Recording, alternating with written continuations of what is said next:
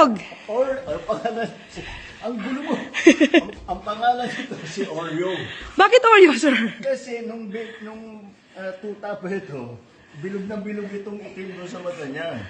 So, nung nag-iisip yung mga anak ko kung ano yung gagawin pangalan, sinabi mo kang may Oreo sa mata niya, kaya Oreo ang naging pangalan. Ano ko? Anyway, sir, nandito na ako. Gusto ko na rin po ang kamustahin. Kamusta na po kayo ngayon? Okay na. Ang giling ng mga doktor ko. Binigyan lang ako ng mga gamot. At saka patuloy pa rin yung aking antibiotics. Pero okay na ako. In fact, nakapag-EDC meeting na kami nung Lunes with most of the cabinet. So I'm back in pero medyo nagtatampo sa akin yung mga doktor ko. Kasi sinasabi nila, wag muna. Sabi ko, hindi ko naman pwede pagantayin lahat ng mga nangyayari. So, tinuloy ko na lang. And tomorrow, I have some meetings in the office. And tuloy-tuloy na. Pero sir, nabanggit sa akin ni Sec Dave, meron daw kayo napaniginipan. Na? Parang may namimiss yata kayong food. Dahil, ang pala rito, kailangan for a few days, hindi ko pwedeng kumain ng solid food para matanggalan ng stress yung bituka mo. So, puro sabaw lang ako. Kaya nanaginip ako yung isang gabi. Sabi ko sa doktor, pwede na ba ako kumain ng kung ano-ano? Kasi nanaginip ako, nakakain ako ng steak. Yun lang ang iniisip ko. Pero hindi pa pwede. Hindi pala. Ngayon pwede na. Pwede ngayon na. Pwede na. Ayan. Oo. Good Kanina news na yan. kumain na ako ng hamburger. Well, anyway, sir, namimiss na kayo na ibang mga taga-media. Sabi nila, ba't hindi nakarating si Pangulo sa awards rights ng mga outstanding government workers? Oo nga. Hindi ako nakarating dahil meron pa akong gagawin. Pinapunta ako nagkonsulta na nandito yung mga doktor. Nagkonsulta sila para tignan na talagang maayos. Kasi nga nagre-reklamo sila na dapat magpahinga ako. Sabi ko, hindi ako pwedeng magpahinga. Hindi ako kasama dyan sa mga pahinga.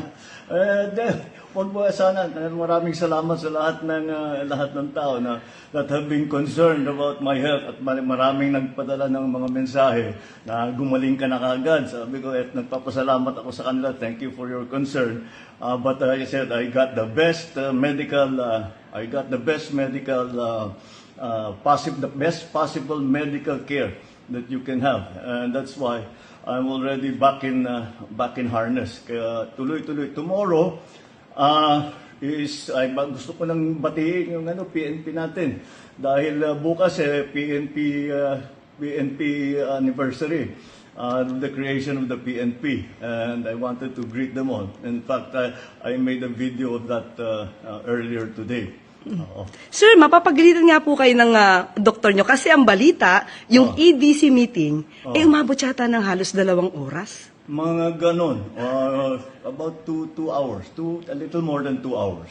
After the EDC meeting, sir, ano yung maaari nating ibigay na magandang balita sa ating mga kababayan? Well, but ito yung usually ang EDC, this is the Economic Development Council, which is under the DepDev, Department of Development, DepDev.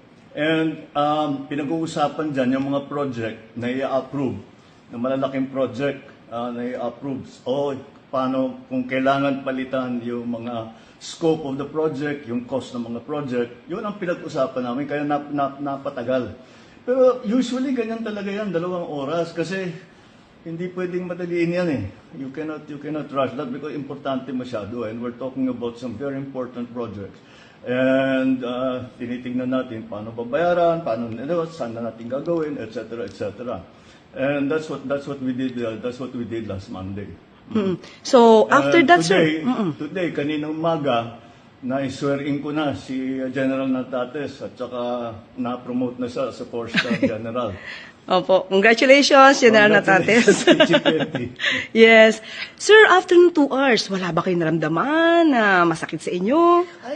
Wala naman. Dahil wala na naman akong nararamdaman eh. Kaya naman pumayag na ako nang gumawa ng meeting. Dahil wala kaya ko na naman eh. In fact, nung sinasabi magpahinga ka, medyo na-bored ako nung weekend. Sinasabi ko, no, I have to do something. Sabi ko, so binasa ko na lang lahat ng brief ko. So, medyo up to date na ngayon.